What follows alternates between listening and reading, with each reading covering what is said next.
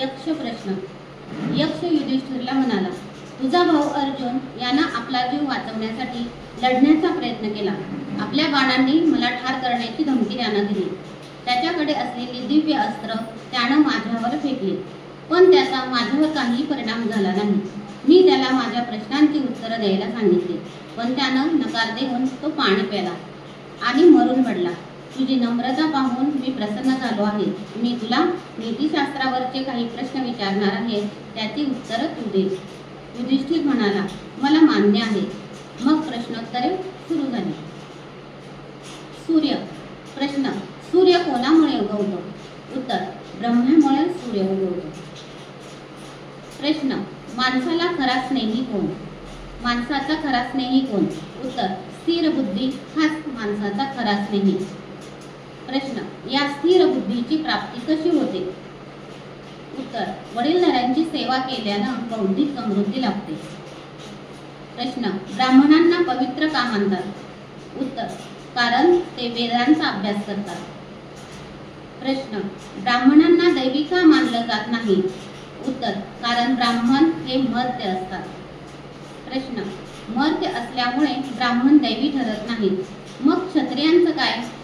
उत्तर. भयामुळे क्षत्रिय दैवी ठरत नाहीत. प्रश्न. एखादा माणूस सर्व प्रकारची इंद्रिय सुख घेतो, तो बुद्धिमान आहे, लोक त्याचा आदर करतात, तो लोकप्रिय आहे, तो श्वासोच्छवास करतो, तरीही तो जिवंत नाही असं म्हणतात का? उत्तर. कारण तो देवांना, अतिथींना, सेवकांना आणि पितरांना काही देत नाही. प्रश्न. पृथ्वीपेक्षा अधिक वजनदार कोण? उत्तर. मातेचं वजन पृथ्वीहून अधिक. प्रश्न. स्वर्गाहूनही अधिक उच्च कोण? उत्तर. पिता. प्रश्न. वाऱ्याहूनही अधिक चपळ कोण? उत्तर. मन. प्रश्न. गवताहूनही अधिक संख्या कोणाची? उत्तर. मनातल्या विचारांची. प्रश्न. सर्वात मोठा सद्गुण कोणता? उत्तर. औदार्य. प्रश्न. सर्वात मोठी कीर्ती कोणती? उत्तर. दान देणाऱ्यांची. प्रश्न. स्वर्गाहून श्रेष्ठ काय? उत्तर. सत्य. प्रश्न. सर्वात मोठं सुख कोणतं? उत्तर. सदाचरण. प्रश्न. माणसाचा आत्मा कोण? उत्तर. त्याचा पुत्र. प्रश्न. माणसाचा मोठेपणा कशात आहे? उत्तर. दानात. प्रश्न. सर्वात मौल्यवान ठेवा कोणता? उत्तर. ज्ञान. प्रश्न. सर्वात मोठी मिळकत कोणती? उत्तर. आरोग्य. प्रश्न. सर्वात मोठं सुख कोणतं? उत्तर. समाधान. प्रश्न. कोणावर नियंत्रण ठेवलं की पश्चाताप कधीही होत नाही? उत्तर. मनावर. प्रश्न. कशाचा त्याग केल्यावर तुम्ही लोकांना आवडता? उत्तर. गर्वाचा. प्रश्न. कशाचा त्याग केल्यावर तुम्ही श्रीमंत होता? उत्तर. वासनेचा. प्रश्न. कशाचा त्याग केला की पश्चाताप होत नाही? उत्तर. क्रोधाचा. प्रश्न. कशाचा त्याग केल्यानं माणूस सुखी होतो? लोभाचा. प्रश्न. संन्यासाची खूण कोणती? उत्तर. स्वधर्म पालन. प्रश्न. खरा ताबा कोणता? मनावरचा ताबा. प्रश्न. शांती म्हणजे काय? उत्तर. हृदयाची शांती ही खरी शांती. प्रश्न. दया म्हणजे काय? उत्तर. सर्वांच्या सुखाची इच्छा करणं. प्रश्न. कुठला रोग कधीही बरा होत नाही? उत्तर. लोभ. प्रश्न. अप्रामाणिक कुणाला मानावं? उत्तर. ज्याच्या ठिकाणी दया नाही त्याला. प्रश्न. अज्ञान म्हणजे काय? उत्तर. स्वतःच्या कर्तव्याचं ज्ञान नसणं. प्रश्न. सहनशीलता म्हणजे काय? उत्तर. इंद्रियांना ताब्यात ठेवणं. प्रश्न.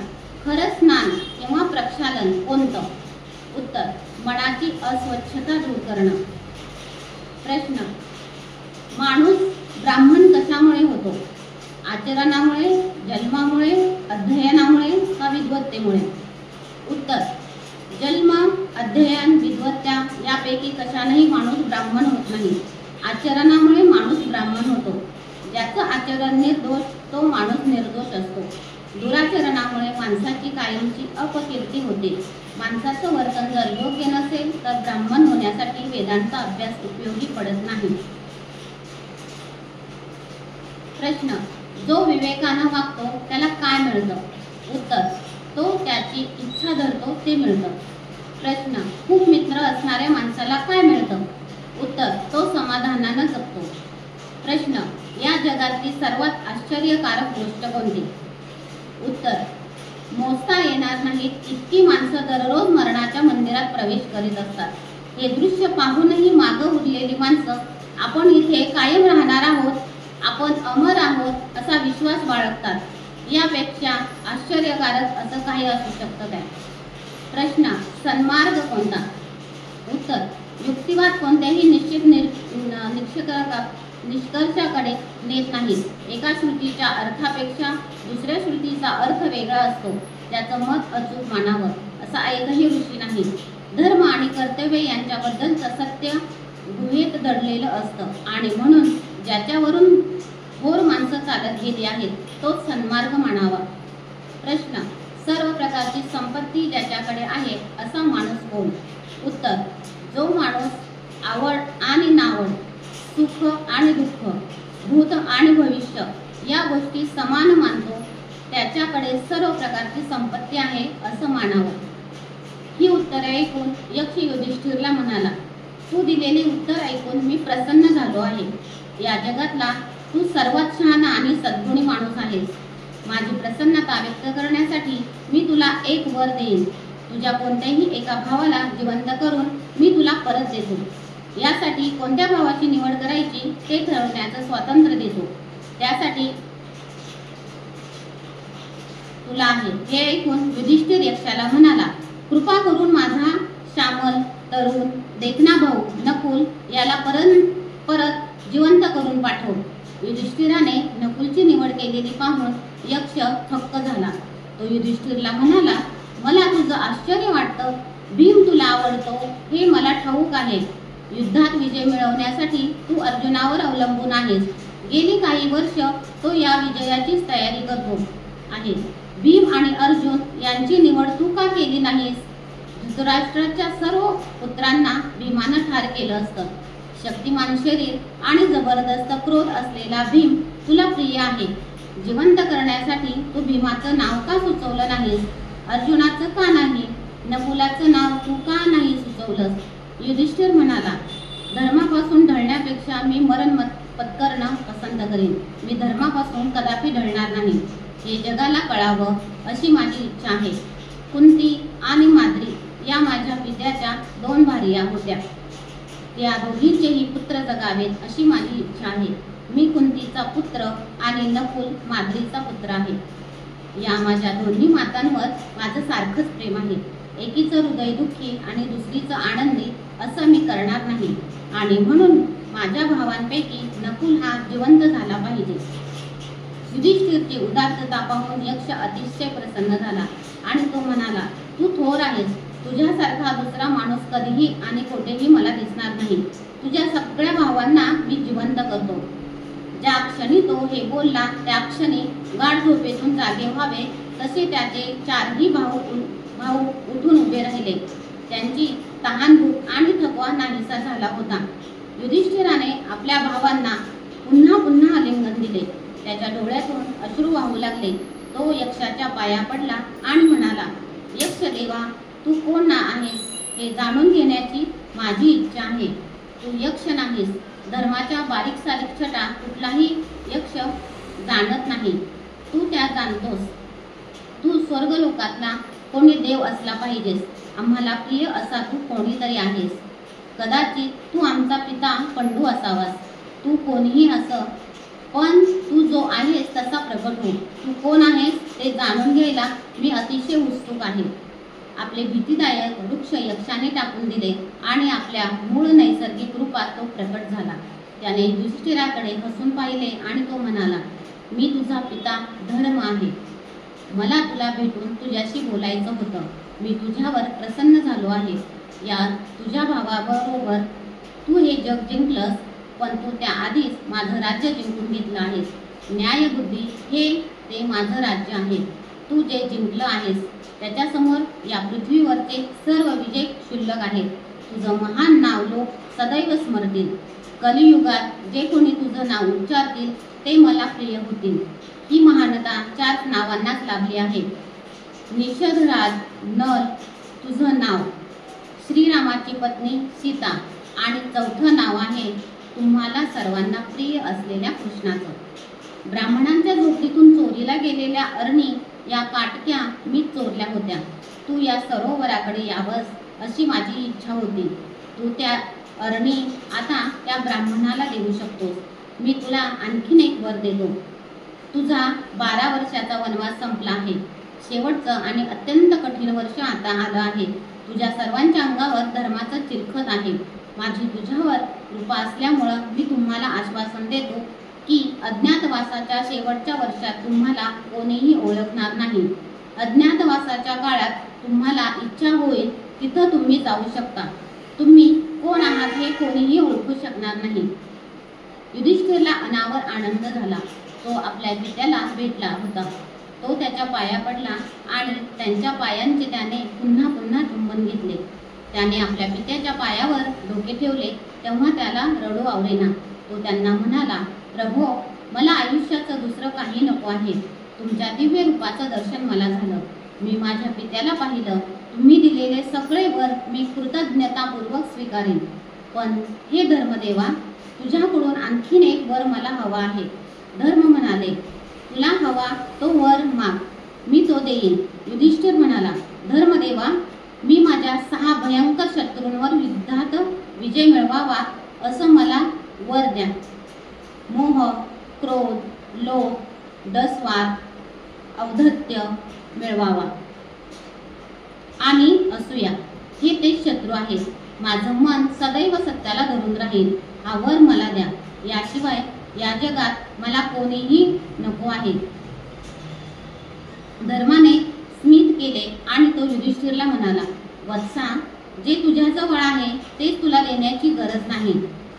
तू तुझ्या शत्रूंवर आधीच विजय मिळवला आहेस। माझ्या मुलांनो, जा आणि सुखी व्हा। तुमचं दुःख लवकरच संपेल। मी तुमच्या बाजूला आहे। मी जिथं आहे तिथं सदैव विजय असेल। जिथं कृष्ण तिथं सदैव असेल। जोपर्यंत तुझं माझं स्मरण करतो आहेस तोपर्यंत तुला कोणीही इजा करू शकणार नाही। माझं तुम्हाला शुभेच्छा आहे। पांडवांची वनवासाची 12 वर्ष संपत आली होती। अत्यंत कठीण असे अज्ञातवासाचे अखेरचे वर्ष उरले होते। त्यांना अज्ञातवासात असताना ओळखण्याचा आणि पुन्हा 12 वर्ष वनवासात पाठवण्याचा दुर्योधन जास्तीत जास्त प्रयत्न करणार हे त्यांना ठाऊक होते। पहिल्या 12 वर्षापेक्षा अज्ञातवासाचे ते वर्ष पांडवांना कठीण वाटत होते। पण पांडव जराही भ्याडले नाही। धर्माच्या आश्वासनाने त्यांना नवा हुरूप आला होता। पांडव अज्ञातवासांच्या योजना आखू लागले। अज्ञातवास। आपल्या अवतीभोवती राहणाऱ्या सर्व माणसांना युधिष्ठिराने एकत्र बोलावले आणि तो त्यांना म्हणाला, आम्ही पांडवांनी 12 वर्ष वनवासात आणि 1 वर्ष अज्ञातवासात काढायचं असं ठरलं आहे। हे तुम्ही जाणता। तुमची सर्वांची सोबत असल्यामुळे वनवासाची ही 12 वर्ष आम्ही पूर्ण केली। तुमची साथ संगत नसती तर आमचं हे दुर्दैव सहन करणं आम्हाला कठीण गेलं असतं। वनवासाची 12 वर्ष आता संपली आहेत। तेव्हा आता तुमचा निरोप घ्यायला तुम्ही आम्हाला परवानगी द्यावी अशी आमची विनंती आहे। आता हे 13वं वर्ष आम्हाला अज्ञातवासात काढायचे आहे। त्या काळात कोणीही आम्हाला ओळखता कामा नये। आम्ही कुठं आहोत हे कोणालाच कळता कामा नये। हे वर्ष संपलं की माझं राज्य मला परत मिळेल आणि तुमचा सहवास मला कायमचा, अगदी कायमचा लाभेल। हे बोलत असताना युधिष्ठिरचा आवाज त्याच्या मुखातून बाहेर फुटेना। दुःखाने तो खाली कोसळला। तो जवळजवळ बेशुद्ध झाला होता। या साऱ्या लोकांना सोडून कुठेतरी अज्ञातवासात आपण जायचे आहे हा विचारच त्याला सहन होईना। धौम्य ऋषींनी युधिष्ठिरांचे सांत्वन केले आणि ते पांडवांना म्हणाले की काळ्या ढगांना बाजूला सारून सूर्य जसा आपल्या तेजासह प्रकट होतो त्याचप्रमाणे हे अज्ञातवासाचे वर्ष संपले की पांडव आपल्या तेजासह प्रकट होतील। भीमाने युधिष्ठिरला शांत केले आणि त्याला हुरूप दिला। युधिष्ठिराने वनवासी सोबत्यांचा निरोप घेतला। त्यांनी पांडवांना शुभेच्छा दिला आणि ते परत गेले। द्रौपदी आणि धौम्य ऋषी यांच्या सोबत पांडव एकांत स्थळी गेले आणि भविष्य काळाच्या योजनांचा विचार करू लागले। युधिष्ठिर म्हणाला, आपल्या अज्ञातवासासाठी कुठल्या ठिकाणाची निवड आपण करावी याविषयी तुमची मत मला जाणून घ्यायची आहे. दुर्योधन आणि त्याचे हेर त्यांच्यापासून आपण सुरक्षित असलं पाहिजे. अर्जुन म्हणाला, अनेक स्थळ आहेत, त्यातली काही आपण निवडू शकतो. पांचाळ, मत्स्य, शाल्व, विदेह, द्वारका, कलिंग, मगध ही नावं मी सुचवू शकतो. विराट ही नगरी एखाद्या चित्रासारखी सुंदर आहे असं मी ऐकलं आहे. अशी आणखीही काही नगरं आहेत. अशा नगरात आपल्याला कोणी ओळखू शकणार नाही. तू यातलं कोणतंही नगर निवड. तुझी निवड आम्हाला मान्य असेल. युधिष्ठिर म्हणाला, सर्व गोष्टींचा विचार करता तू सुचवलेलं मत्स्य देशातील विराट ही नगरी आपल्या दृष्टीनं सोयीस्कर आहे असं मला वाटतं. पांचाळ आणि द्वारका इथं जायचं मला आवडलं असतं, पण दुर्योधन आदी या ठिकाणी आपला शोध घेण्याची शक्यता आहे. इतर जे देश आहेत त्यांच्या राजांविषयी मला फारशी माहिती नाही, पण मत्स्य देशाचा राजा हा चांगला माणूस आहे. त्याच्या औदार्याबद्दल तो प्रसिद्ध आहे. शिवाय तो तरुण नाही. तो मला नक्कीच आवडेल. आपण पुढचे 12 महिने विराट या नगरीतच घालवू हे आता नक्की ठरलं. पण तिथं आपला कुठला वेश घेऊन राहायचं ते सुद्धा आपण आता ठरवायला हवं. हे 13वं वर्ष पांडवांना जसे काळजीचे वाटले तसे ते त्यांना साहसाचेही वाटले. त्या वर्षीच्या योजनांची ते उत्साहाने चर्चा करू लागले. पण अचानक युधिष्ठिराचे धाकटे भाऊ खिन्न झाले. अर्जुन युधिष्ठिरला म्हणाला, तू या पृथ्वीचा राजा आहेस.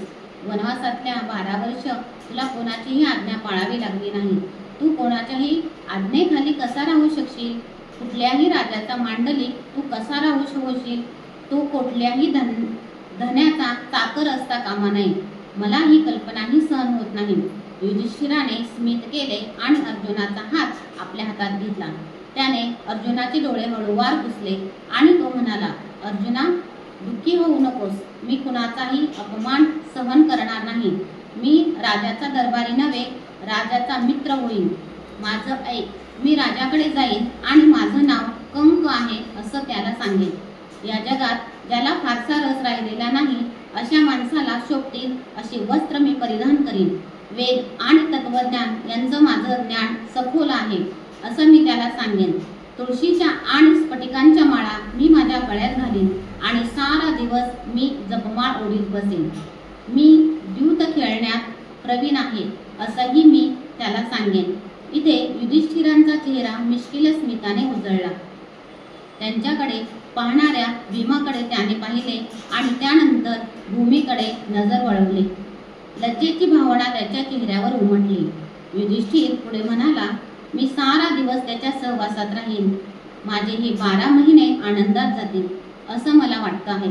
युधिष्ठिराचे विचार सर्वांना आवडले. मत्स्य देशाचा राजा आपल्या भावाला सन्मानाने वागवील अशी त्यांना खात्री होती. युधिष्ठिर भीमाला म्हणाला, माझ्या लाडक्या भीमा, अज्ञातवासाचे 12 महिने तू आपली शक्ती आणि क्रोध नियंत्रणाखाली कसा ठेवशील? द्रौपदीला हव्या असलेल्या काही फुलांसाठी तू राक्षसांच्या सगळ्या सैन्याचा नाश केलास. मनाविरुद्ध जरा काही झालं की तुझे डोळे तांब्यासारखे लाल होतात. 12 महिने इतरांच्या आज्ञा झेलत तू विराट नगरीत कसा काय राहशील हे मला कळत नाही. माझ्या भीमा, तुझ्या काय योजना आहेत? भीम हसून म्हणाला, माझ्या प्रिय बंधू, तू माझी काळजी करू नकोस. मी कोणती भूमिका करायची हे मी ठरवलं आहे. राजाच्या स्वयंपाकघरातला मी मुख्य स्वयंपाकी होणार. स्वयंपाक करणं हा माझा आवडता छंद आहे हे तुला ठाऊक आहे. चवदार पदार्थ तयार करण्याची मला आवड आहे. माझ्या या सगळ्या आवडीचा आता मी फायदा घेईन. मी राजाकडे जाईन आणि तुझ्या स्वयंपाकघराचा ताबा तू माझ्याकडे दे असं मी त्यांना सांगेन. कुस्ती खेळण्याचा मी फार प्रवीण आहे हेही मी त्यांना सांगेन. त्याची व्यायामशाळा मी माझ्या ताब्यात घेईन.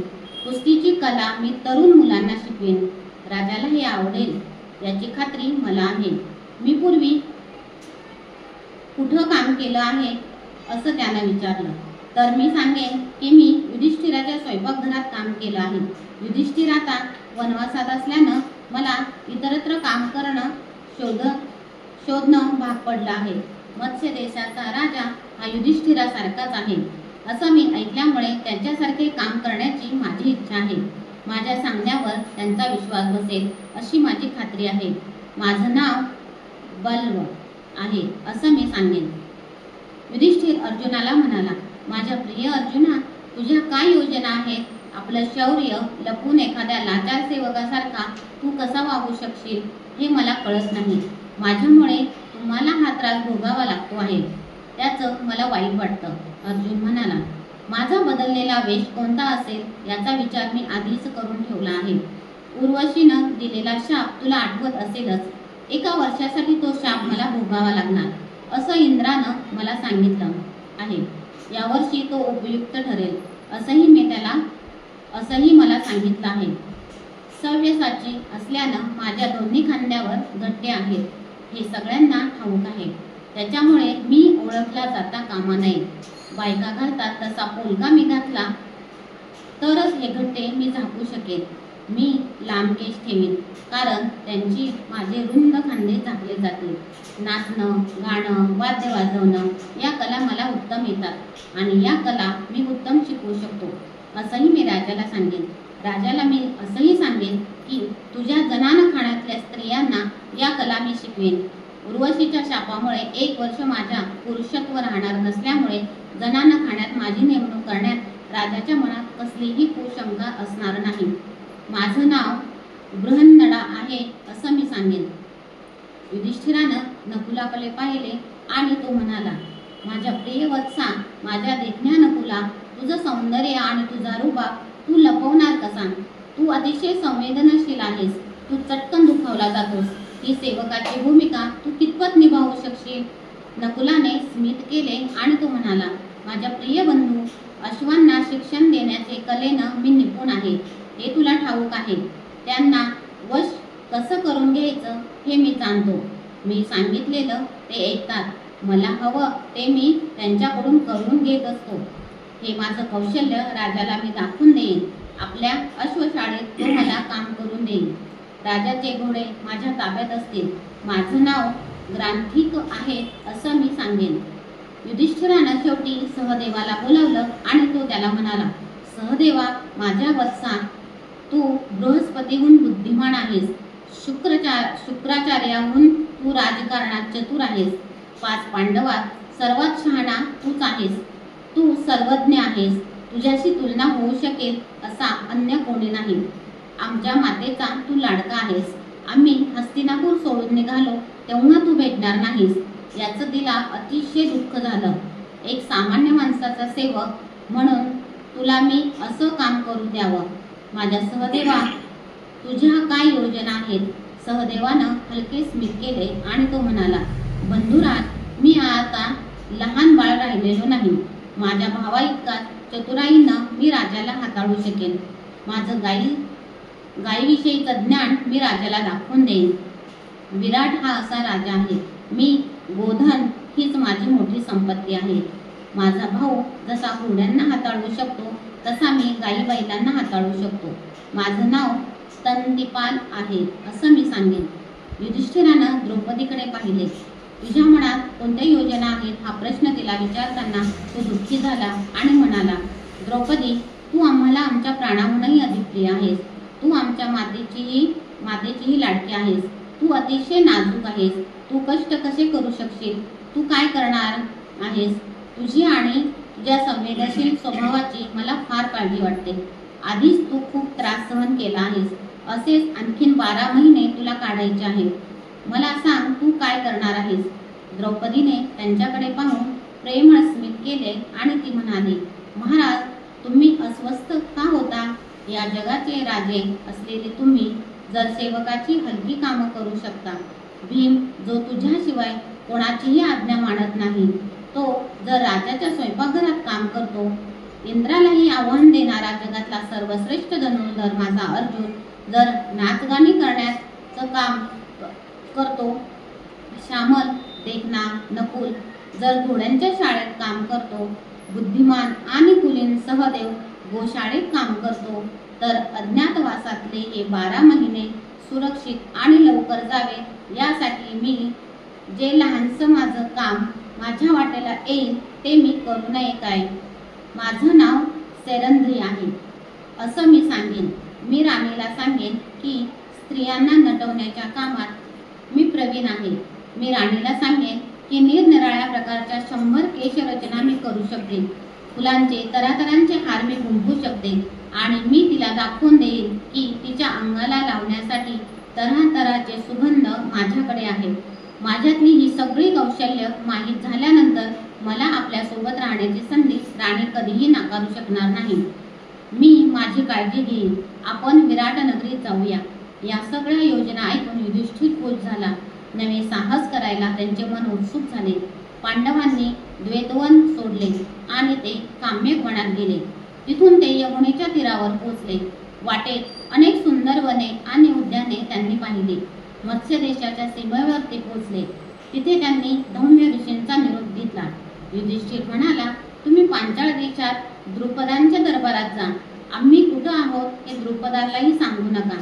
त्याला इतकंच सांगा की पांडवांच्या अज्ञातवासाला प्रारंभ होतो आहे आणि त्यांनी मला तुझ्या दरबारात पाठवलं आहे. पांडवांनी द्वैतवन सोडलं आहे, याहून अधिक त्याला काहीही सांगू नका. द्रौपदी म्हणाली, राजधानीचा नगर अजून खूप दूर आहे. मी खूप थकले आहे. आपण रात्रीची इथंच विश्रांती घेऊ आणि सकाळी प्रवासाला निघू. आणखीन काही अंतर पुढे जाऊन मग विश्रांती घ्यावी असे युधिष्ठिराच्या मनात होते आणि म्हणून त्याने काही अंतर द्रौपदीला उचलून न्या असे नकुल सहदेव यांना सांगितले. नकुल आणि सहदेव हे आधीच अतिशय थकले होते. विराट नगरीच्या सीमेपर्यंत अर्जुनाने द्रौपदीला उचलून नेले. तो तिला उचलून नेतो आहे हे दृश्य सुंदर होते. वल्कले परिधान केलेला अर्जुन वक्षाशी विद्युत रेखा धरलेल्या पावसाळी ढगासारखा दिसत होता. शमेवर शस्त्रे. अज्ञातवासाच्या काळात शस्त्रे कुठे ठेवावीत हा पांडवासमोरचा मोठा प्रश्न होता. ही शस्त्रे सोबत घेऊन जर आपण नगरात प्रवेश केला तर रस्त्यात खळबळ माजेल. कोणाचंही लक्ष आपण वेधून घेता कामा नये. आपला प्रिय चुलत भाऊ दुर्योधन यानं जागोजाग आपले हेर पेरलेले आहे असे युधिष्ठिर म्हणाला. तेव्हा सर्व भावांचे यावर एकमत झाले. युधिष्ठिर त्यानंतर म्हणाला, हे गांडीव धनुष्य तर प्रसिद्ध आहे. ते कोणाला दिसता कामा नये. आपल्यापैकी कुणीही एक जण जरी सशस्त्र दिसला तरी ती वार्ता हस्तिनापुरात पोहोचेल. मग 5 जणांच्या शस्त्रांचं काय? ही शस्त्र काळजीपूर्वक गुंडाळून कोणालाही दिसणार नाही अशा ठिकाणी ठेवली पाहिजे. अज्ञातवास संपल्यावर पुढच्या वर्षी ती नेण्यासाठी आपण येऊ शकतो. अर्जुन म्हणाला, हे स्मशान आहे. हे नगराच्या अगदी पलीकडे आहे आणि तो तिथं पहा. त्या स्मशानात एक प्रचंड मोठा शमी वृक्ष आहे. त्याच्या फांद्या बळकट आणि पानाने गडद भरलेल्या आहेत. तो वृक्ष दिसायला अगदी भीतीदायक वाटतो. इथं सहसा कोणी फिरकत असेल असं मला वाटत नाही.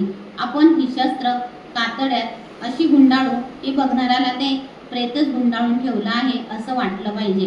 हे शस्त्र गुंडाळलेलं बोचकं आपण वृक्षाच्या सर्वात उंच असलेल्या फांदीवर ठेवू. ते काय ठेवलं आहे हे तपासून पाहण्याचं धैर्य कुणाला होईल असं मला वाटत नाही. हे काम उरकलं की आपण नगरीत जाऊया. रात्री मात्र आपण इथं स्मशानातच राहूया. द्रौपदीही फार थकली आहे. नगरीत आपण उद्या प्रवेश करू. युधिष्ठिराने अर्जुनाच्या या सूचनेला संमती दिली. त्याने सगळी शस्त्रे एकत्र गोळा केली. आजवर त्यांना या शस्त्राची सोबत होती. आपल्या गांडीव धनुष्याची दोरी अर्जुनाने सोडली आणि ते हळुवारपणे एका कातड्यात गुंडाळले. धनुष्याची दोरी सोडण्यापूर्वी अर्जुनाने एकदा तिचा टत्कार केला. पुन्हा आपण भेटू असे जणू त्याला म्हणायचे होते. शस्त्रे अशी गुंडाळून ठेवल्यानंतर सगळ्यांचे डोळे ओले झाले. परमेश्वराची प्रार्थना करण्यासाठी युधिष्ठिराने हात जोडले आणि तो म्हणाला, माझी प्रार्थना ऐकण्यासाठी सर्व देवांनी इथे हजर राहावं अशी माझी विनंती आहे. आम्हाला जीवापाड प्रिय असलेल्या या शस्त्रांचं सर्व देवांनी रक्षण करावं. आमचं अज्ञातवासाचं वर्ष संपलं की ही शस्त्र मला आणि अर्जुनाला परत करावी अशी माझी विनंती आहे. भीमानं मागणी केली तरी ती त्याच्याकडे दिली जाऊ नये. त्याचा स्वभाव संतापी आहे. धृतराष्ट्राच्या पुत्रांची त्याला चीड आहे. त्यांच्यावर सूड उगवण्यासाठी मी नसताना भीम या शस्त्राची मागणी करीन. हे वर्ष पूर्ण होण्याच्या आत तो असं करणं शक्य आहे हे देवांनो, या शस्त्राचं रक्षण करा. आम्ही अज्ञातवासात जाताना तुम्ही आम्हाला आशीर्वाद द्या. या काळात आम्ही ओळखले जाऊ नये, कारण तसं झालं तर पुन्हा 12 वर्षांचा वनवास आमच्या वाट्याला येईल. धृतराष्ट्राच्या पुत्रांबरोबर आम्हाला युद्ध करायचं आहे. आमच्या अज्ञातवासाची अखेर या युद्धात होणार आहे. आम्हाला आशीर्वाद द्या. युधिष्ठिर स्वतः झाडावर चढला आणि तिथे त्यानं शस्त्रांचे गाठोडे ठेवून दिले. युधिष्ठिर झाडावरून खाली उतरला. अश्रू भरल्या डोळ्यांनी त्याने भीमाकडे पाहिले. युधिष्ठिराने भीमाला आलिंगन दिले. कितीतरी वेळ त्याने आपले अश्रू आवरले नव्हते. आपल्या प्रेमळ हातांनी त्याने भीमाला थोपटले आणि त्याचे सांत्वन केले. आता तिथून निघून जाण्याच्या तयारीत पांडव होते. तिथे हजर असलेले काही गावकरी पांडव करत असलेला हा झाडावर चढून तिथे गुंडाळलेले प्रेत ठेवण्याचा आणि नंतर मंत्र म्हणण्याचा विधी पाहत होते. सगळे पांडव रडत असलेले आणि एकमेकांचे सांत्वन करत असलेले त्यांनी पाहिले. हृदय फुटून जावे इतक्या आवेगाने रडत असलेली द्रौपदी त्यांना दिसली. हे गावकरी पांडवांजवळ आले. पांडवांनी त्यांना सांगितले की तो त्यांच्या आईचा मृतदेह आहे. त्याच्या परंपरेनुसार अंत्यविधी करता कामा नये. मृतदेह झाडाला टांगून तसाच अनेक वर्ष ठेवला पाहिजे. कोणी जर मृतदेहाच्या गाठोड्याला स्पर्श केला तर तत्क्षणी त्याला मरण येईल. त्या गावकऱ्यांचा यावर विश्वास बसला. पांडवांच्या जवळ जाण्याचं धैर्यही त्यांना होईना. ते तेथून पळून गेले. त्यांच्या अंधश्रद्धाळू स्वभावाकडे पाहून युधिष्ठिराला हसू आले. तिथे एक गाय मरून पडलेली युधिष्ठिराला दिसली. तो सहदेवाला म्हणाला, ही पहा, एक गाय मरून पडलेली आहे. आपण तेथे तिचं कातडं काढू आणि ते फांदीवर ठेवलेल्या मृतदेहाभोवती गुंडाळू. त्यांनी ते तसे केले. तसे करणे शहाणपणाचे होते, कारण हवेचा परिणाम होऊन शस्त्रे खराब झाली असती. पांडव तिथून परत जाण्यासाठी निघाले. सारखे मागे वळून ते गुंडाळून ठेवलेल्या शस्त्राकडे पाहत होते. ते दुःखाचे निश्वास टाकत होते. आता त्यांना भावी काळाचा विचार करणे आवश्यक होते. आता एकमेकांना भेटण्याची संधी त्यांना मिळणार नव्हती. आतापर्यंत ते वनवासात असले तरी एकत्र राहत होते, पण आता अज्ञातवासाचे हे वर्ष त्यांना वेगवेगळे राहावे लागणार होते. त्यांना एकमेकांशी कोणीतरी परके असल्यासारखे वागावे लागणार होते. ही गोष्ट अतिशय असह्य होती. तशीच वेळ आली आणि एकमेकांशी संवाद साधावा लागला तर ते सोयीचे व्हावे म्हणून आपली नावेही त्यांनी ठरवली होती. जय, जयेश, विजय, जयसेन आणि जयद्रथ अशी ती नावे होती. सकाळ झाली. त्यांनी सर्वांनी नदीत अंघोळ केली. युधिष्ठिराने आपल्या नव्या भूमिकेचे वस्त्र परिधान केली. त्याने आपल्या भावांचा आणि द्रौपदीचा निरोप घेतला आणि तो राजवाड्याकडे निघाला. लवकरच तो तिथे पोहोचला. विराट राजा दिसायला उमदा होता. राजाला पाहून युधिष्ठिराला आनंद झाला. तो धीटपणे राजाजवळ गेला. त्याने राजाला प्रणाम केला नाही. युधिष्ठिर त्याच्यासमोर नुसताच उभा राहिला. एक राजा दुसऱ्या राजाला भेटतो आहे असेच ते दृश्य होते. मत्स्य देशाच्या राजाने त्यांच्याकडे पाहिले आणि तो स्वतःशीच म्हणाला, ही व्यक्ती कोण असावी बरं? त्याने मला प्रणाम केला नाही, पण तरीही माझा अपमान झाला आहे असं मला वाटलं नाही. उलट मी उठून उभं राहावं आणि त्याचा सन्मान करावा असं मला वाटलं. मला असं वाटत आहे की मी जर त्यांना प्रणाम केला नाही तर मी त्याचा अपमान केला असं त्याला वाटेल. त्यानं ब्राह्मणांचा पोशाख केला आहे, पण त्याचं चालणं क्षत्रियांसारखं आहे. एखाद्या वाघासारखा तो चालतो आहे. असं वाटत आहे की या जगावर राज्य करण्यासाठीच तो जन्माला आला आहे. तो कोण आहे मला ठाऊक नाही. त्याच्या उमद्या हालचालींचा माझ्यावर प्रभाव पडतो आहे. त्याला आनंद होईल असंच मला वागलं पाहिजे. राजाच्या मनात हे विचार येत असताना युधिष्ठिर त्याच्या सिंहासनाजवळ पोहोचला होता. राजा आपल्या सिंहासनावरून उठला आणि युधिष्ठिर उभा होता तेथे चालत गेला. त्याने त्याचा हात आपल्या हातात घेतला आणि तो म्हणाला, तुझ्यासारख्या ब्राह्मणांची भेट झाल्यामुळे माझा सन्मान झाला आहे. तुला जे हवं ते करायला मला आनंद होईल. अगदी साध्या शब्दात आणि थोडक्यात युधिष्ठिरानं त्याला आपली माहिती सांगितली.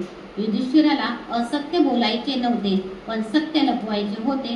तो म्हणाला, इंद्रप्रस्थाचा राजा युधिष्ठिर याचा मी फार जवळचा मित्र होतो. युधिष्ठिराला द्यूताच्या खेळामुळे आपले भाऊ आणि पत्नी यांच्यासह वनवासात जावं लागलं. ते तुला ठाऊक असेलच. मी आणि युधिष्ठिर एकमेकांना इतके प्रिय आहोत की मी त्याचा आत्मा आहे असं म्हटलं तरी चालेल. माझं नाव कंक असं आहे. मी माझा संपूर्ण वेळ युधिष्ठिराबरोबरच घालवीत असे. त्याच्या इतकाच मलाही द्यूताचा खेळ आवडतो. युधिष्ठिर द्यूत खेळला आणि हरला. त्यावेळच्या त्याच्या खेळापेक्षा माझं त्या खेळातलं प्रावीण्य अधिक आहे. मला माहीत असल्याशिवाय कोणतीही गोष्ट तो करत नसेल. पण युधिष्ठिर आता कुठंतरी लपून बसला आहे. तो आणि त्याचे भाऊ त्याच्यावर कोसळलेल्या दुर्दैवाचं मला दुःख वाटतं. तुझी मदत मिळावी म्हणून मी आलो आहे. युधिष्ठिराप्रमाणे तूही मनानं मोठा आहेस असं मला सांगण्यात आलं आहे. म्हणून मी तुझ्याकडे आलो आहे. ज्याला मी माझा म्हणावं असा कोणीच आता उरलेला नाही. मला पिता नाही, माता नाही, माझ्यावर अवलंबून आहे असं कोणी नाही. माझं म्हणावं असं माझ्याकडे काहीही नाही. सुख आणि दुःख या दोन्ही गोष्टी आज मला समान आहेत. सर्व इच्छांपासून मी मुक्त झालो आहे. शांतीच्या सौंदर्य मी तुझ्याकडे आलो आहे. मला शांती मिळेल काय?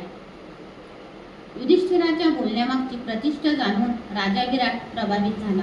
त्याच्याकडे आदरपूर्वक पाहून तो त्याला म्हणाला, आपल्या उपस्थितीनं आपण आमच्या नगरीत सन्मान केला आहे. तुम्ही माझ्यासोबत आहात याचा मला आनंद होतो आहे. द्यूत खेळण्याची मला सुद्धा अतिशय आवड आहे. तो उत्तम असा खेळावा हे मला शिकवणारा खेळाडू भेटला याचा मला आनंद होतो आहे. माझं राज्य आणि माझी संपत्ती तुझीच आहे असं तू मान. युधिष्ठिर म्हणाला, हे राजा, या सगळ्या संपत्तीची मला गरज नाही. मला तुझ्याकडून एकच वर हवा आहे. कोणीही स्पर्श केलेलं अन्न मी खाणार नाही. मी फक्त एकदाच आणि रात्री अन्न खाईन. हे व्रत 1 वर्ष पाळण्याची मी शपथ घेतली आहे. या माझ्या विक्षिप्त वागण्यामुळे तुझा अपमान होणार नाही अशी मला आशा आहे. राजाने युधिष्ठिराची ही अट मान्य केली. अशा रीतीने या 2 राजांची पहिली भेट संपली. विराट नगरीत काही दिवसानंतर भीमाने विराट नगरीत प्रवेश केला. हातात झाडा घेऊन तो नगरातल्या रस्त्याने चालत निघाला आणि राजवाड्याकडे आला. त्याच्या सौष्ठवपूर्ण शरीर संपत्तीकडे पाहून सर्व लोक थक्क झाले. त्याने शांतपणे राजवाड्यात प्रवेश केला आणि तो राजाच्या दरबारात आला. अशा तऱ्हेने त्याला येताना कोणीही अडवले नाही. राजाने त्याच्याकडे पाहिले आणि त्याला तो आवडला. भीम सिंहासनाजवळ आला आणि राजाला म्हणाला, मत्स्य देशाच्या राजावर परमेश्वराची कृपा असो. महाराज, तुमच्या उदार स्वभावाबद्दल आणि संकटग्रस्ताविषयी तुम्हाला वाटणाऱ्या सहानुभूतीबद्दल मी ऐकल्यामुळे तुमच्या दरबारात आलो आहे.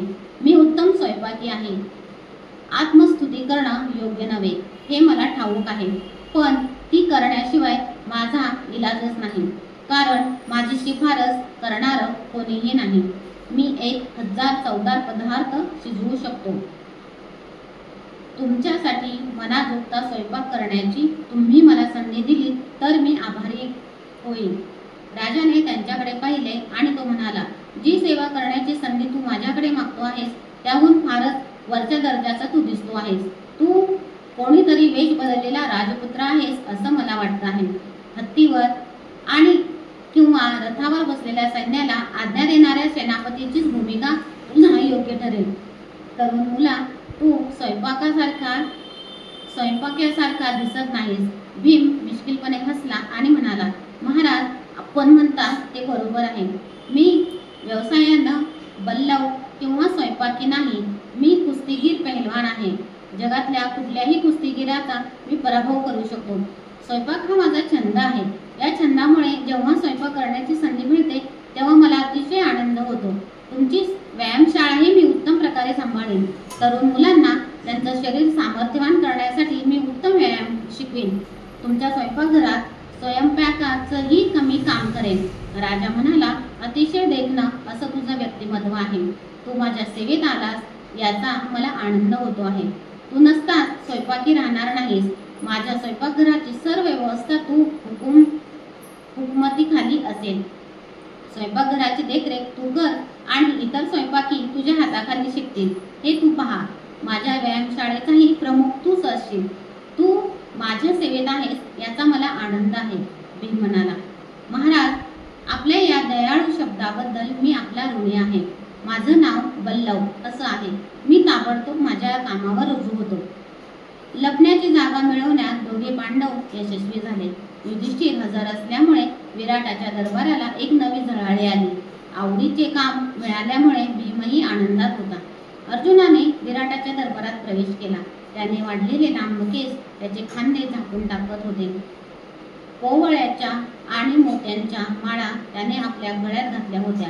लाल रंगाच्या रेशमाचे वस्त्र परिधान त्याने केले होते. तो अतिशय सुंदर दिसत होता.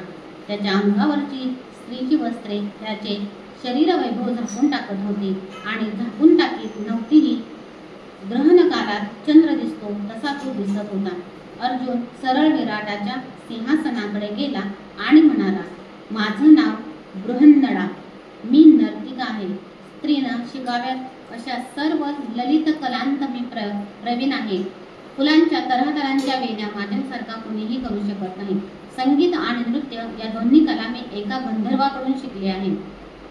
या कलात माझी बरोबरी करणारा अन्य कोणीही नाही. आपल्या दरबारात राहून आपल्या कन्येला नृत्य आणि संगीत या कला शिकवाव्यात अशी माझी इच्छा आहे. आपण माझी विनंती मान्य कराल अशी मला आशा आहे. अर्जुनाच्या बोलण्यातले मार्दव पाहून राजा प्रसन्न झाला. राजा म्हणाला, तू नर्तिका आहेस असं तुझं म्हणणं आहे, पण मला तू योद्धा धनुर्धर असल्यासारखा दिसते आहेस. तुझ्या छातीकडे आणि बाहूंकडे पाहिलं की तू जर धनुर्विद्या शिकला असतास तर उत्तम धनुर्धर झाला असतास असं मला वाटतं आहे. तू मला आवडली आहेस. आता मला सांग, तू म्हणते आहेस त्याप्रमाणे खरोखरच तू अर्धी स्त्री आणि अर्धा पुरुष किंवा बृहन्नळा आहेस काय? तू धनुर्धर आहेस. मी माझं राज्य तुझ्या हाती सोपवतो. मी आता वृद्ध झालो आहे. तू माझ्या मुलासारखा माझ्याकडे राहा. मी माझं राज्य आणि माझ्याकडे जे जे आहे ते सर्व तुला देतो. माझं राज्य तू कर. तू नर्तिका नव्हे तर राजा होण्याच्या योग्यतेचा आहेस. अर्जुनाने संकोच व्यक्त करणारे सुंदर स्मित केले आणि तो म्हणाला, महाराज, मी फक्त एकच तार खेळू शकते आणि ती म्हणजे विणेची. मला एकच कला येते आणि ती म्हणजे नर्तन कला. राजकन्या उत्तरेला मी शिकवेन. मी तिला जगातली सर्वश्रेष्ठ नर्तिका करेन. राजा म्हणाला, तुझ्या इच्छेप्रमाणे होईल. तू माझ्याकडे राहा. राजाने आपली सुंदर कन्या उत्तरा तिला बोलावून घेतले आणि तिला सांगितले की ही तुझी नवीन मैत्रीण आहे. ती आजपासून तुला संगीत आणि नृत्य शिकवणार आहे. राजा उत्तरेला म्हणाला, ती उच्च कुळातली व्यक्ती आहे. ती सर्वसामान्य नर्तिका नाही. राणीला योग्य अशा आदरानं तिच्याशी वाग. तुझ्या महालात तिला घेऊन जा. राजा विराटाच्या सुंदर आणि गोड स्वभावाच्या मुलीला आपण शिकवणार याचा अर्जुनाला आनंद झाला. उत्तराच्या मैत्रिणींनीही तिच्याबरोबर नृत्यकला शिकू लागल्या. अर्जुनाचा अज्ञातवास त्याच्या कल्पनेपेक्षाही आनंदाचा ठरला होता. राजा विराट आपल्या अश्वांची तपासणी करत होता. ते काम करत असताना कृष्णवर्णाचा एक दिघना तरुण त्याला दिसला. तो या घोड्याकडे पाहत होता. त्याच्या डोळ्यात घोड्याविषयीचे प्रेम दिसत होते. राजा विराटाच्या मनात विचार आले, त्याच्या इतका देखणा सुंदर पुरुष मी पूर्वी कधीही पाहिलेला नाही. मला त्याची ओढ वाटते. घोड्यावर त्याचे प्रेम आहे असं दिसते. घोड्यांविषयी त्याला सर्व माहिती आहे असं वाटतं. ज्या पद्धतीनं त्याच्याकडे तो बघतो आहे त्याच्यावरून हे कळतं त्याला माझ्यासमोर बोलावून घेऊन तो कोण आहे हे विचारलं पाहिजे. राजाच्या मनानं असे विचार येत असताना नकुल त्याच्या समोर येऊन उभा राहिला. राजाला प्रणाम करून तो म्हणाला, उपजीविका मिळवावी या हेतूने मी आपल्या नगरात आलो आहे. अश्वविद्येत मी प्रवीण आहे. तुम्ही मला आपला सेवक म्हणून ठेवून घ्याल तर माझ्यावर मोठे उपकार होतील. राजा विराट म्हणाला, माझी अश्वशाला मी तुझ्या ताब्यात देतो. अश्वाचा एक तज्ञ प्रेमानं त्याची काळजी घेऊन त्यांना सांभाळतो आहे. यासारखी आनंदाची दुसरी गोष्ट नाही. माझी खात्री आहे की मी माझ्या घोड्यांना सुरक्षित हातात सोपवतो आहे. तू घोड्यांच्या तबेल्यात काम करणारा पोरगा वाटत नाहीस. तू कुठल्या तरी उच्च जातीचा आहेस असं वाटतं. काम मागण्यासाठी तू माझ्याकडे आलास हे कसं काय? कष्टाची कामं करायची तुला सवय आहे असं मला वाटत नाही. कुणाला तरी आज्ञा द्यायची तुझी योग्यता आहे. नकुलाने काही न बोलता नुसते स्मित केले. विराट म्हणाला, माझ्या अश्वशालेची व्यवस्था तू पाहायची. राजाने आणखीन काही प्रश्न विचारले नाही. त्यानं नकुलाला फार बरे वाटले. तो राजाला म्हणाला, माझं नाव ग्रांथिक आहे. तुम्हाला प्रसन्न ठेवण्यासाठी मी प्रयत्नांची पराकाष्ठा करेन. त्यांच्यावर अतिशय प्रेम आहे. त्या घोड्यांबरोबर राहायची संधी मिळाली याचा नकुलाला फार आनंद झाला. इंद्रप्रस्थात असताना होता तसाच तो इथेही सुखी झाला. विराटाच्या दरबारात सर्वात शेवटी प्रवेश सहदेवाने केला. त्याने गुराख्याचा वेश केला होता. हातात काठी घेतलेला सहदेव गोकुळातल्या कृष्णासारखा सुंदर दिसत होता. सहदेव राजाकडे आला आणि त्याला म्हणाला, कृपा करून तुमच्या राज्याच्या गोशाळेत मला काम द्या. तुमच्या गोधनाची मी उत्तम काळजी घेईन. मी गायीचा तज्ज्ञ आहे. मी त्याची धार काढली तर त्या अधिक दूध देतील, त्या निरोगी आणि सुंदर होतील. माझं नाव तंतीपाल असं आहे. गायी ही तुमच्या राज्याची मुख्य संपत्ती आहे. तुम्ही मला तुमच्या राज्याच्या गोशाळेचं काम द्या. विराट राजाने सहदेवाकडे पाहिले आणि तो म्हणाला, तू कोणीही अस, तू चांगले दिवस पाहिले आहेस असं तुझ्याकडे पाहून वाटतं. असलं हलकं सलकं काम तुला द्यावं अशी तुझी योग्यता खालच्या दर्जाची नाही. विराट नगरीत मी तुझं स्वागत करतो.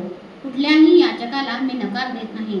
माझ्या गोधनाची सर्व व्यवस्था आपल्या हाती सोपवून तू माझ्यावर उपकारच करतो आहेस. मी या बाबतीत सुदैवी आहे याचा मला आनंद होतो आहे. अशा रीतीने पांडवांनी तत्प्रवृत्त आणि उदार हृदयाच्या राजाच्या नगरीत प्रवेश केला. वनवास व अज्ञातवास झाल्यापासून प्रथमच पांडवांनी हे समाधान अनुभवले. त्यांचा मुख्य प्रश्न त्यांनी सोडवला होता. अज्ञातवास हा आता काही काळाचाच प्रश्न होता. त्यानंतर ते एका जगावर राज्य करणार होते. सैरंध्री या नावाने द्रौपदीने नगरीत प्रवेश केला. जुने आणि मळके कपडे घातलेल्या द्रौपदीच्या सौंदर्याकडे रस्त्यावरून येणारे जाणारे लोक पाहत राहिले. तिने आपले लांब मोकळे केस उजव्या हाताने धरले होते. तिचा चेहरा स्मिताने उजळला होता. राणीच्या राजवाड्याच्या दिशेनं ती वेगाने चालत होती. राजा विराटाची राणी राजवाड्याच्या सज्जातून पाहत होती. तिचे नाव सुदेशना होते. ते कैकेयी राजाची कन्या होती.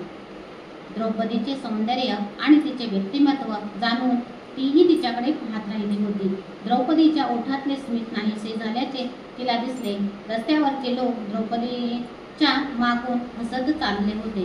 लोकांच्या या टवाळीने द्रौपदी भ्याली होती आणि तिने आपल्या चालण्याचा वेग वाढवला होता. लोकांचा टवाळीचा हशा मोठा होत गेला. सोबत कुणीही नसलेल्या एकट्या द्रौपदीकडे पाहून सुदेशना राणीला वाईट वाटले. तिला तिची दया आली. ताबडतोब जा आणि तिला इथं घेऊन या असे राणीने आपल्या दासींना सांगितले. लोकांच्या गर्दीत एकटी असलेल्या द्रौपदीकडे त्या दासी गेल्या आणि तिला म्हणाल्या, आमच्या राणीनं तुला बोलवलं आहे. द्रौपदीने राजवाड्यात प्रवेश केला आणि ती राणी समोर उभी राहिली.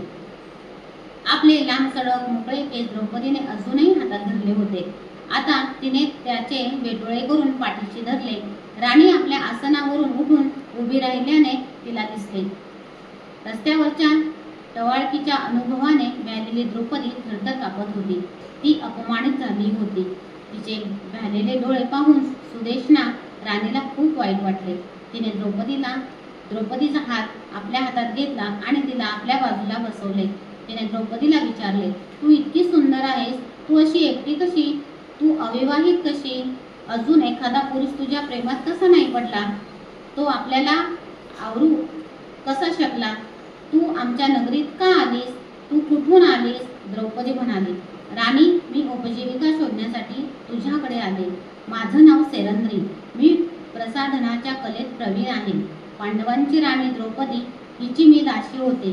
पांडव रानात निघून गेले आणि मी मागेच राहिले. बिचारा दुर्दैवी पांडवांच्या राणीला माझ्या प्रसाधनाची गरज राहिली नाही. तुझ्या चांगल्या स्वभावाविषयी मी ऐकलं आणि माझं कलेचं तू कौतुक करशील म्हणून मी तुझ्याकडे आले. माझं इथं येणं व्यर्थ ठरणार नाही अशी मला आशा आहे. सुदेशना राणीने सैरंध्रीला राजवाड्यात आपल्या सोबत ठेवून घेण्याचे ठरवले आणि तू इथे सुखाने राहशील असे आश्वासन दिले. सुदेशना तिला म्हणाली, हा राजवाडा तुझाच आहे असं समजून तू इथे राहा. पांडवांच्या राणीसोबत तू राहिली होतीस असं तू म्हणालीस. तिथं तुला अनेक विशेष हक्क प्राप्त झाले असणार. तुला एकटं शांतपणे विचार करीत बसायची असेल तेव्हा तू माझ्या सुंदर बगीचात बसू शकतेस. तू खूप दुःख सोसलं आहेस असं तुझ्याकडे पाहून मला वाटत आहे. तुझं दुःख काय होतं हे मी तुला विचारू शकते काय? द्रौपदीच्या डोळ्यातले अश्रू आता मोकळेपणाने वाहू लागले. राणीने तिला आपल्या मांडीवर बसवले आणि लहान मुलांचे करावे तसे तिचे सांत्वन केले. द्रौपदी म्हणाली, 5 गंधर्व माझे पती आहेत. शापामुळे मला सोडून दूर जाणं त्यांना भाग पडलं. तो शाप वर्षाच्या अखेरीस संपेल. माझ्या पतीपासून यापूर्वी मी कधीही दूर राहिलेले नाही, म्हणून मी दुःखी आहे. पांडवांची राणी मला म्हणायची की 5 पती असणं या क्वचित आढळणाऱ्या गोष्टींमुळे तिचं आणि माझं साम्य आहे.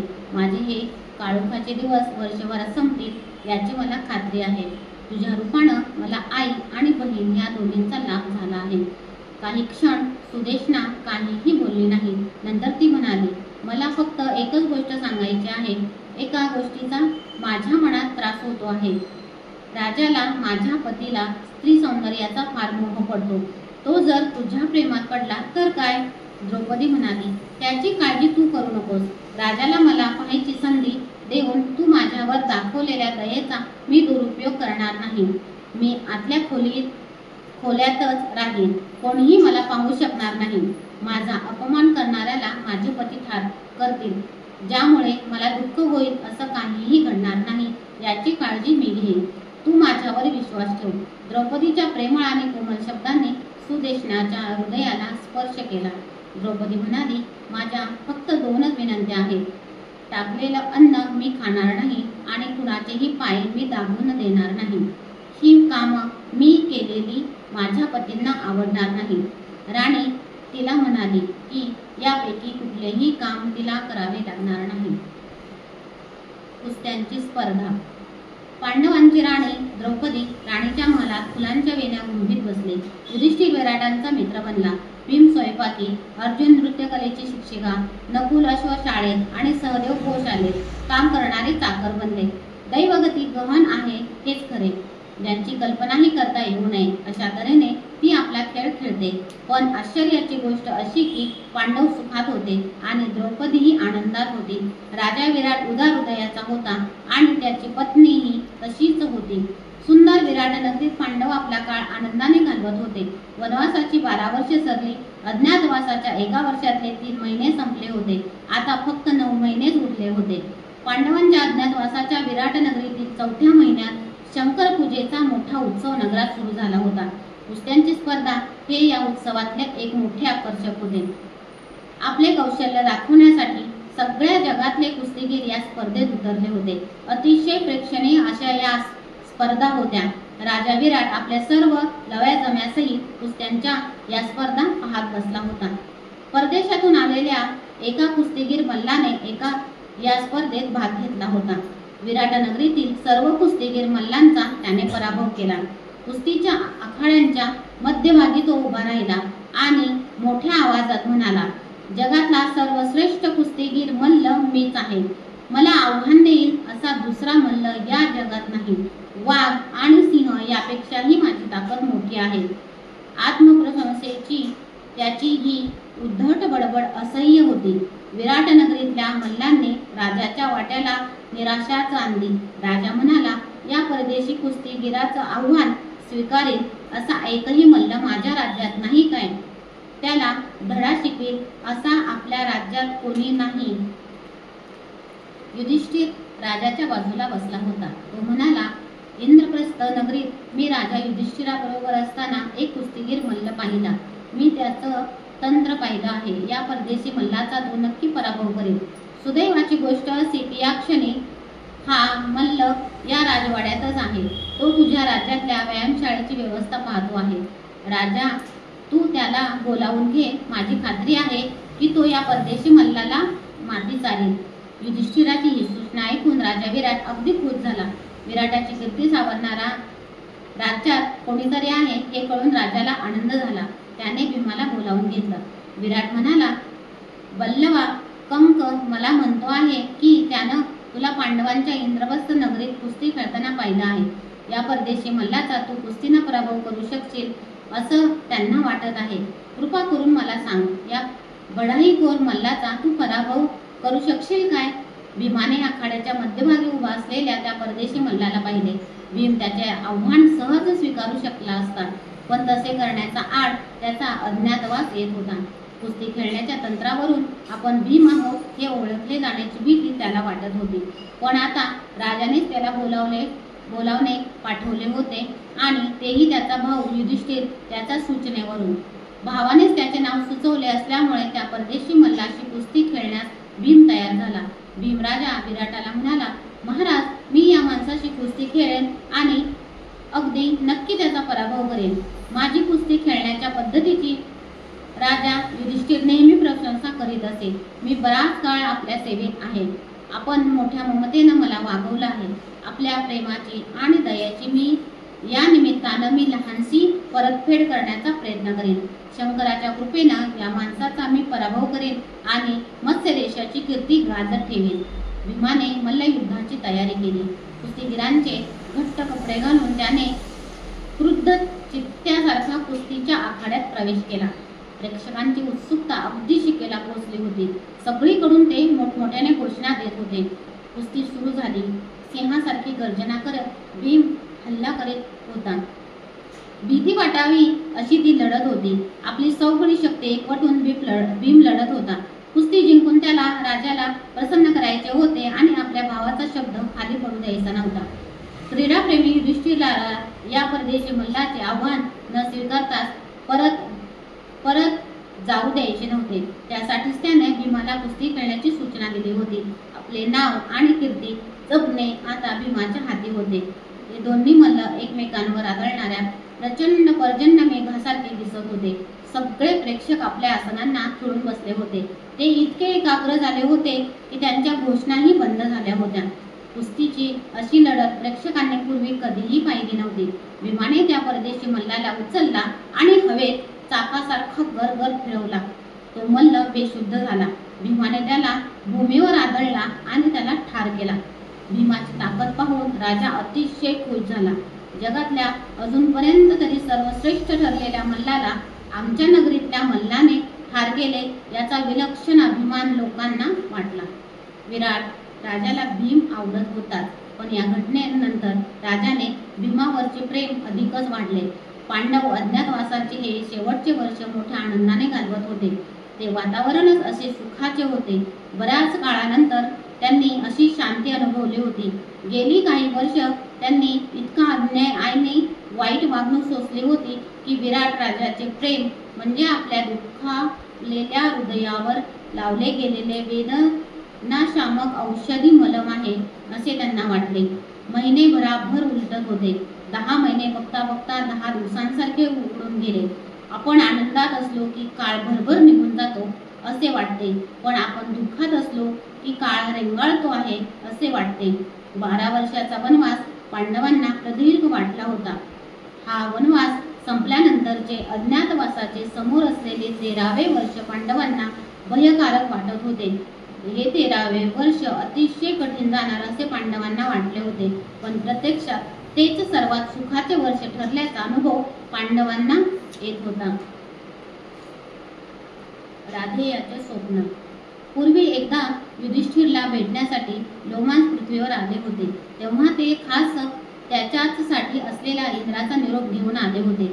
निरोप असा होता, मला ठाऊक आहे की माझ्या मनात सारखी एक भीती असते आणि ती म्हणजे राधेयाची. राधेय अर्जुनाचा वध करील असं तुला वाटतं. राधेय हा भार्गव ऋषींचा शिष्य आहे आणि तो अर्जुनापेक्षा चांगला धनुर्धर आहे. अर्जुन पृथ्वीवर परत आला की मी या गोष्टीची काळजी घेईन. युधिष्ठिराने ही गोष्ट कुणालाच सांगितली नव्हती. युधिष्ठिराला आपण दिलेले वचन इंद्राला आता आठवले. राधेयाची शक्ती त्यांच्याकडून हिरावून घेण्यासाठी काहीतरी करण्याचा त्याने निश्चय केला. पांडवांच्या अज्ञातवासाचे 13वे वर्ष सुरू होते. एका रात्री राधेय हिमाहूनही शुभ्र अशा आपल्या शय्येवर झोपला होता. मध्यरात्र झाली होती. आपला पुत्र राधेय याच्यासाठी प्रेमाने हृदय भरून आलेला सूर्य ब्राह्मणांच्या रूपात राधेयाच्या स्वप्नात आला आणि त्याला म्हणाला, राधेया माझं ऐक, मी तुला आता जे काही सांगणार आहे ते तुझ्या भल्यासाठीच. तू अतिशय सज्जन आणि सत्यवादी आहेस. तू एक व्रत घेतलं आहेस. मध्यान्हीच्या वेळी सूर्याची पूजा तू करत असताना कोणीही याचक तुझ्याकडे आला तर त्याच्या सर्व इच्छा तू पूर्ण करतोस. त्याला रिकाम्या हाताने कधीही परत जाऊ देत नाहीस. तो जे मागेल ते त्याला देतोस. तू त्याच्या विनंतीला कधीही नाही म्हणत नाहीस. या तुझ्या व्रताचा फायदा घेऊन पांडवांचा हितचिंतक इंद्र उद्या एक विनंती घेऊन तुझ्याकडे येणार आहे. ब्राह्मणांचं रूप घेऊन तो तुझ्याकडे येईल. तुझं कवच आणि कुंडल यांची तो मागणी करेल. ती तू त्याला देऊ नकोस. ही कवच कुंडल ज्याला अदितीकडून मिळाली होती अशा कोणीतरी तुला दिलेली आहेत. ती तुला कोणी दिली हे मी सांगणार नाही, कारण मी ते सांगता कामा नये असं माझ्यावर बंधन आहे. इंद्र कवच कुंडलांची मागणी करेल तेव्हा दुसरं काहीही माग असं तू त्याला सांग. तुझं सगळं राज्य तू त्याला देऊ कर. कवच कुंडल सोडून दुसरं काही देतो असं तू सांग. तुझ्या कानातली कुंडल जर गेली तर तू लवकर मरशील. देवाचे कसलेही आघात परतवण्याचे सामर्थ्य तुझ्या या कवचात आहे. ते अभेद्य चिलखत आहे, कवच आहे. तोपर्यंत तू अभेद्य आहेस. तुझ्या अंगावर कवच कुंडल आहे तोपर्यंत तुझा कोणीही पराभव करू शकणार नाही. पण ती तुझ्या अंगावर उतरली गेली की तुझा पराभव होईल आणि तू मारला जाशील. ही कवच कुंडल अमृतात बुडवली गेली आहेत. दिव्य अमृत हे देवाचं अन्न आहे. तुला जगणं जर प्रिय असेल तर कवच कुंडलांचं रक्षण तू केलं पाहिजेस. त्या ब्राह्मणांच्या बोलण्यातला कळवळा राधेयाच्या हृदयाला भिडला. तो म्हणाला, मी तुला अतिशय आवडतो असं दिसतं. तू कोणी सर्वसामान्य ब्राह्मण नाहीस. उद्या काय होईल हे तू सांगू शकतोस. कृपा करून तू कोण आहेस हे मला सांग. माझ्या हिताची तुला काळजी वाटते. या एवढ्या मोठ्या जगात माझी आई राधा हिचा अपवाद सोडल्यास अशी ममता मला कोणीही दिलेली नाही. वेदनांनी भरलेल्या या जगात मी जगतो आहे माझ्या आईसाठी. तसंच दुर्योधनानं माझ्यावर प्रेम आहे, त्याला प्रसन्न ठेवण्यासाठी मी जगतो आहे. माझ्या बाबतीत विचारशील तर या जीवनाचं जरा सुद्धा कर्षक मला वाटत नाही. आजवर माझ्या वाट्याला आलेल्या सुखदुःखाचा माझ्यावर काही परिणाम झालेला नाही. राधा आणि दुर्योधन यांच्यानंतर माझ्यावर प्रेम करणारी तू तिसरी व्यक्ती आहेस. तू कोण आहेस हे जाणून घेण्याची उत्सुकता मला आहे. सूर्य म्हणाला, प्रकाशाचे हजारो किरण असलेले मी सूर्य आहे. माझं तुझ्यावर अतिशय प्रेम आहे. तुझ्या शत्रूंनी तुला लुबाडलेलं मला नको आहे आणि म्हणून हे सगळं जग झोपलेलं असताना मी तुझ्याकडे आलो आहे. मी जसं सांगतो तसं कर. तुला दीर्घायुष्य लाभावं म्हणून मी हे बोलतो आहे. राधेयाने त्याच्या पायावर डोके ठेवले आणि तो म्हणाला, माझ्या देवा, तुझी निवड मी माझा देव म्हणून केली आहे. दुसऱ्या कुठल्याही देवाची मी पूजा करत नाही. तू माझं इष्टदैवत आहेस. तुला मी प्रत्यक्ष पाहू शकलो हे माझं भाग्य. इंद्राच्या बाबतीत मला सावध करण्यासाठी तू आला आहेस. तू माझा हितचिंतक आहेस. कवच कुंडल देऊ नकोस. ती म्हणजेच तुझं जगणं आहे असं मला तू सांगतो आहेस. तुला मला काही सांगायचं आहे. मी स्वीकारलेल्या व्रताचा तू रोजचा साक्षी आहेस. तू जेव्हा सर्वोच्च स्थानी पोहोचतोस तेव्हा मी तुझी पूजा करतो. माझी पूजा संपते तेव्हा माझ्याकडे काही मागण्यासाठी माझ्या पुढे हात पसरणाऱ्या याचकाची मी वाट पाहतो. हे याचक जे मागतात ते मी देतो. देवा, माझं हे व्रत गेली कित्येक वर्षे तू पाहतो आहेस. सूतपुत्र हे नाव माझ्या नावाला कलंकासारखं चिकटलं. तेव्हा मी हे व्रत घेतलं. सतत प्रयत्न करून मी ज्ञान, कीर्ती आणि पुण्य मिळवेल असं मी म्हणालो. सर्वश्रेष्ठ धनुर्धराकडून मी धनुर्विद्या शिकलो, पण मी सूतपुत्र असल्यामुळे मी विद्या निष्फळ ठरली. या व्रतामुळे माझं मोठं पुण्य मी जोडलं आहे. जिला अनेक वर्ष मुकलो होतो ती मनशांती या व्रतामुळे मला लाभली. मी दान देतो तेव्हा मी सुखी असतो. एखादी गोष्ट जितकी आवडीची तितकी ती देऊन टाकल्याचं समाधान मोठं. एखाद्या याचकानं माझा प्राण मागितला तर तोही मी देईन. जे दान मी दिल्यानं पांडवांना फायदा होणार आहे ते दान मी देणं म्हणजे माझ्या प्राणाचीच किंमत देणं आहे. त्या दानाचीच इंद्रानं जर याचना केली तर मी ते द्यायला नकार देईन असं तुला वाटतं काय? मी माझ्या प्रेमानं कधीही पडलेलो नाही. ते देऊन टाकायला माझी मुळीच हरकत नाही. माझं चांगलं नाव होणं ही एक गोष्ट मला हवी आहे. दीर्घायुष्याचा मोबदला देऊन माझं नाव विकायला मी तयार नाही. इंद्र, याच म्हणून जे मागेल त्याला जर मी नकार दिला तर त्या क्षणी माझ्या कीर्तीचा मृत्यू ओढवेल. दाता राधेय म्हणून मी कमावलेलं नाव अशा नकाराच्या क्षणी मरण कवटाळेल. मला दीर्घायुष्य लाभेल, पण माझ्या अपकीर्तीचं आयुष्य त्याहून दीर्घ असेल. अपकीर्तीच्या दीर्घायुष्याची नव्हे तर कीर्ती लाभलेल्या क्षणी मृत्यू येण्याची इच्छा धरावी. ज्यानं पुत्र या दैत्याचा वध केला तो स्वर्गलोकाचा स्वामी आहे. तो जर एक भिकारी म्हणून माझ्या दाराशी आला तर तो जे मागेल ते त्याला देणं हे मी माझं भाग्य समजतो. तो पांडवावर प्रेम करणारा असेल, तो पांडवांचा पक्षपाती असेल, माझ्या व्रताचा फायदा घेऊन तो माझी शक्ती हिरावून घेणारा असेल, मला त्याची पर्वा नाही. मला एकच गोष्ट ठाऊक आहे, ती म्हणजे नियतीनं आपलं लक्ष म्हणून माझी निवड केली आहे. माझ्या बाबतीत अनेक गोष्टी घडून आल्या आहेत. त्या सर्व गोष्टीचं तात्पर्य एकच आहे आणि ते म्हणजे राधेयाचा पराभव आणि अर्जुनाचा विजय. नियतीनं माझ्या विरुद्ध केलेला सर्व कट मी जाणून आहे. माझा जन्म विजयासाठी नाही हे मला ठाऊक आहे, पण तरीही कर्तव्य म्हणून मी त्याचा स्वीकार केला आहे, ज्यापासून मी ढळणार नाही. तो सर्वात मोठा दाता आहे, जो आपल्या समृद्धीनं या जगाला जगवतो. असा इंद्र जर वर मागण्यासाठी माझ्या पुढे उभा राहिला तर तो त्याची याचना करेल. हे त्याला देणं हे माझं परमभाग्य आहे असं मी मानतो. कीर्ती या स्त्रीला मी माझी वधू म्हणून निवडले आहे. माझ्या जीवनापेक्षाही कीर्तीवर माझं अधिक प्रेम आहे. ज्यानं कीर्ती मिळवली आहे अशा माणसाला सर्व लोकांचा लाभ होतो. अपकीर्ती म्हणजे विनाश. कीर्ती माणसाला नवजीवन देते, ती माणसाला तारुण्य देते. आईप्रमाणे ती माणसाचं संरक्षण करून त्यांची काळजी घेते. इंद्राला जे हवं ते द्यायला मी नकार दिला तर मला दीर्घायुष्य लाभेल यात शंका नाही, पण मृत्यूनंतरच्या माझ्या नावाला अपकीर्तीचा कलंक लागेल. कीर्ती माणसाचं जीवन व्यापून टाकते. प्रत्येक गोष्ट नाश पावणारी असलेल्या या जगात कीर्ती ही एक शाश्वत गोष्ट आहे. या पृथ्वीवरचं जीवन ती शुद्ध करते आणि जीवनापेक्षाही ती दीर्घायुष्य असते. हे माझं शरीर नष्ट होईल आणि मला शाश्वत जीवनाची प्राप्ती होईल. ही संधी मी गमावून बसावं असं तुला वाटतं का? मी माझ्या शक्तीची शर्थ करू लढेन. माझ्या प्रिय मित्राला प्रसन्न करण्यासाठी मी माझ्या शत्रूला ठार करेन. मी कीर्ती मिळवेन. जे रणांगणावर मरण पावतात त्यांना स्वर्गाचा लाभ होतो. मी रणांगणावर लढताना मृत्यू पत्करेन. कीर्तीचं रक्षण करण्यासाठी मी माझा प्राण अर्पण करेन. इंद्र जे मागेल ते मी त्याला देईन हे निश्चित आहे. सूर्य म्हणाला, राधेया, तुझ्यावर माझं अतिशय प्रेम आहे, तेव्हा हा वेडेपणा करू नये असं मी तुला पुन्हा एकदा सांगतो. तू तुझ्या पत्नीच्या आणि तुझ्या मुलाच्या सुखाचा बळी देतो आहेस. हे युद्ध जिंकण्यासाठी तुझ्यावर अवलंबून असलेल्या तुझ्या मित्राला तू दुःखी करतो आहेस. तुला कीर्ती मिळेल हे खरं आहे, पण ज्या कीर्तीचा उपभोग घ्यायला तूच जिवंत नसशील तर त्या कीर्तीचा काय उपयोग? जी कीर्ती तुला हवी आहे ती तुला मरणाच्या दारी घेऊन जाईल.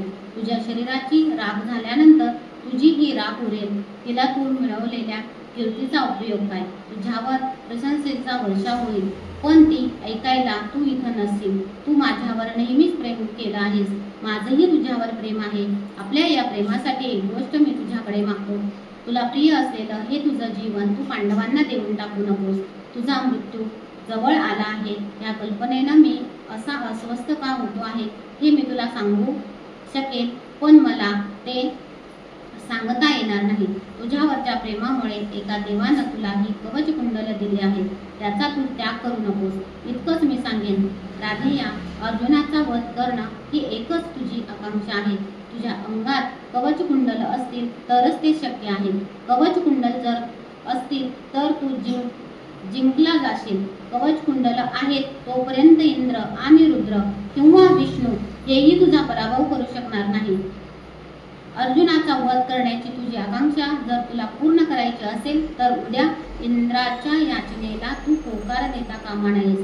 सूर्याच्या प्रेमाने राधेय भारावून गेला. तो म्हणाला, ज्याची पूजा मी केली आहे असा तू एकच देव आहेस. ज्याला मी माझा म्हणेन असा मला कोणीही नाही. मला पिता नाही, तो कोण आहे हे मला ठाऊक नाही. माझी माता कोण हेही मला ठाऊक नाही. मी जन्मलो त्या क्षणी तिनं माझा त्याग केला. माझ्यावर प्रेम करणारं कोणीही नाही. तू, फक्त तू आणि तूच एक असा आहेस की जो मला प्रिय आहे.